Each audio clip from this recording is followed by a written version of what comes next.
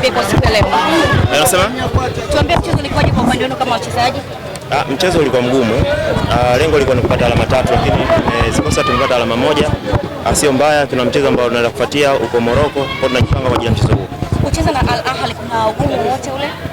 Ugumu upo, nafikiri kila mtu anafahamu ubora wa Ahly. Kwa hiyo kama timu tumepambana vizuri. Tulitaka kupata alama 3, lakini tumepata alama 1. Sio mbaya kwenye marathon kama hizi.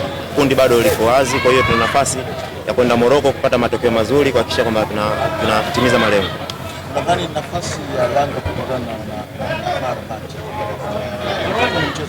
Wana mashabiki kila timu inahitaji kuipata. Kikubwa sisi tunaangalia mchezo wetu tunaofuata ambao ni FAR Rabat ambao tupo genini.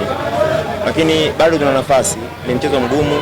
FAR Rabat ni timu nzuri. Kwa tutaingia katika uwanja wa mazoezi kuhakikisha kwamba tunawafanyia kazi, tunawasoma vizuri ili tukienda kukutana nao mchezo uweze kuwa mwepesi na tupate alama 3. Asante sana.